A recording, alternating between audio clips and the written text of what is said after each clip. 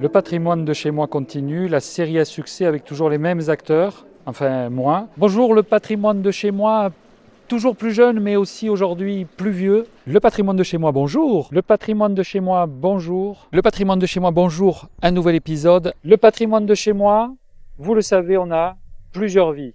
Enfin peut-être. Oh là là. Ne me ratez pas, monsieur Pabille. Vous en avez jamais raté des clients? Si. Et Marion, mais ça mène à rien ce chemin là. Puis on est parti depuis hier. Je veux dire, au bout d'un moment. Philippe, ça mène à rien. Ça mène à rien. Ah oui, c'est un piac, non? Et voilà, on y va. Ouais, mais alors attention, doucement, parce que moi j'ai l'impression que pour descendre, c'est un truc, ça va glisser et on va se retrouver dans la rivière Aveyron. Surtout que j'ai pas pris mon maillot. Je veux dire, bon. Prenez-le dans la main, imaginez, il est de 1580, tout ce qu'il a pu traverser au travers de l'histoire de France. Alors remonter l'histoire de France en arrière jusqu'à sa date de naissance, toute la Révolution française, toutes les guerres de religion, etc. Oui, bon, parce que souvent ce sont les livres qui font les frais de... Oui, on appelle ça souvent des autodafés. Quel était l'intérêt économique pour ces chanoines donc d'ouvrir un Mazel? Moi je ne sais pas ça, et pourtant j'ai froid aux mains, j'ai donné mes gants au réalisateur. Faudrait un peu de folie, un peu de poésie. Voilà. Il y a tout qui vibre, on a l'impression d'être sur un bateau qui tangue. Toute l'église chante et vibre. Ah, monsieur Bezingrand est là.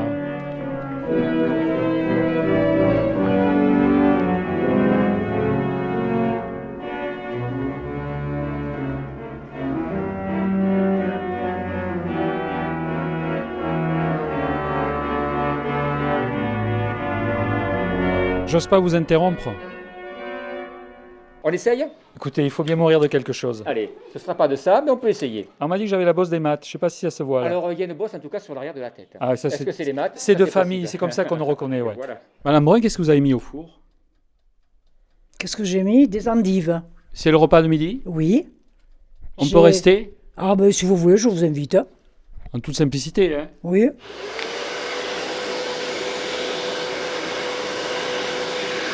Monsieur Jourde, peut-être? Monsieur Jourde, on m'a tellement parlé de vous. Mais quel heureux de se retrouver. Eh bien oui, mais moi aussi. Oui, Alors, vous promenez le chien? je promène le chien, oui, il a fait son petit pipi. Monsieur Andrieux?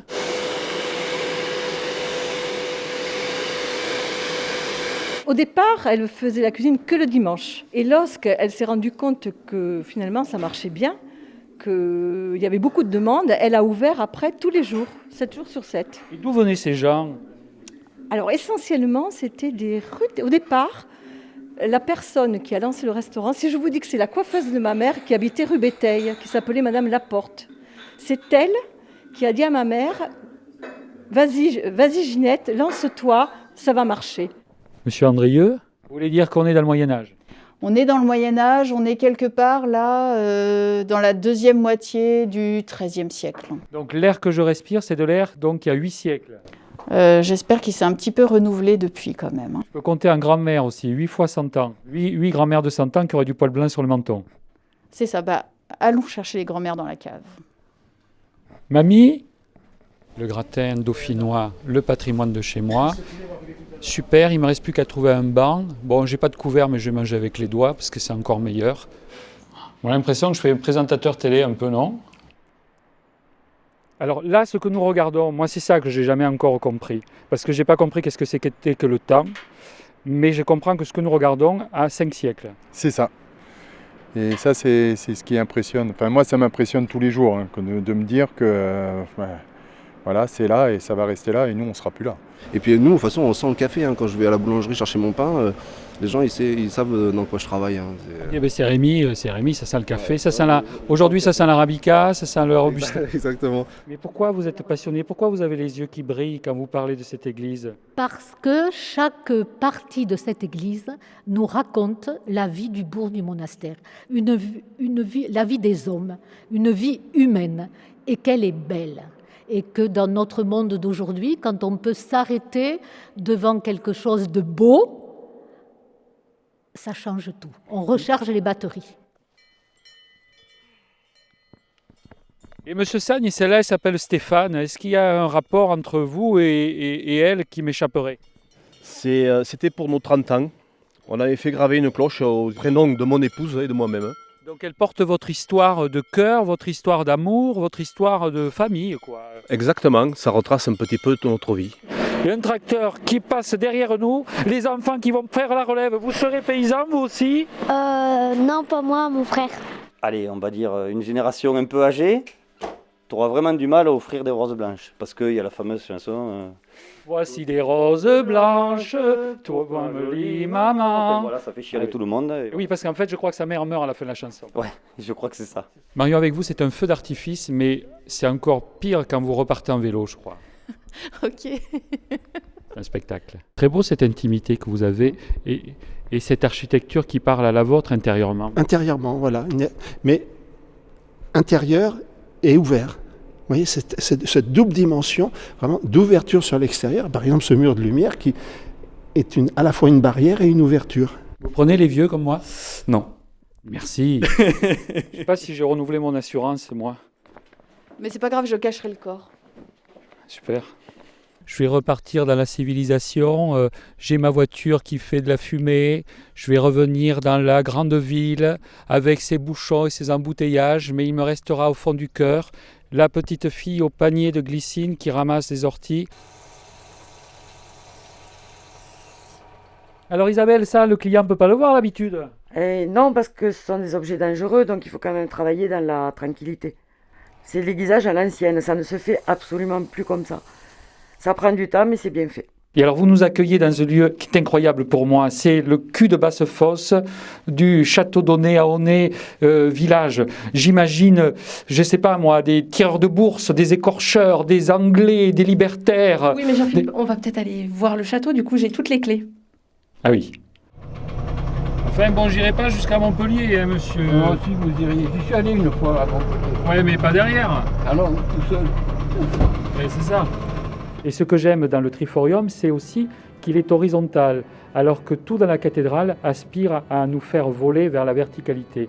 Donc il y a une ligne d'horizon au milieu d'une aspiration céleste.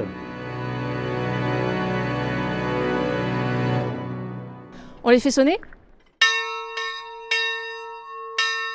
Ce sont d'abord des histoires, de celles qui, ajoutées les unes aux autres, font notre histoire. Et toute la spontanéité et la passion des habitants de Rodez et de son territoire, mais aussi de l'humour, le temps d'une rencontre autour d'un métier, d'une passion, d'un savoir-faire, d'une vie ou d'un lieu riche d'histoire. C'était ça, la série Le patrimoine de chez moi. Elle a commencé en 2019, au moment où pour des raisons sanitaires, chacun prenait ses distances avec les autres. C'était le bon moment pour rester en contact avec les habitants et aller au-devant d'eux sur les chemins du patrimoine, qui sentent encore la noisette comme autant de bols d'air ou de bonbons à la menthe. Portée par le service du patrimoine de Rodez Agglomération et réalisée par Fiasco Productions, elle compte aujourd'hui 83 épisodes de 5 à 7 minutes sur des sujets aussi variés que le lever du soleil depuis le clocher de la cathédrale, se faire couper les cheveux par un des plus anciens coiffeurs de la ville, rencontrer un luthier, monter sur un toit avec des couvreurs, suivre les vaches montbéliardes d'un fermier glacier ou les brebis d'un éleveur de Concourès, découvrir les sous-sols de l'abbaye du monastère, disparaître dans une cave médiévale, voler au-dessus du château d'Is et de l'église Saint-Martin de Limouse, faire rimer Noël avec Mazel, déguster un poulet sauté chez Gabriag et tant d'autres choses. Quelle richesse ce territoire et quelle chance toutes ces rencontres et d'avoir pu les partager avec vous. Merci de votre fidélité. Comme le dit le poète provençal Frédéric Mistral, les arbres aux racines profondes sont ceux qui montent haut. Nous avons exploré ensemble nos racines communes, comme autant de promesses d'un avenir partagé.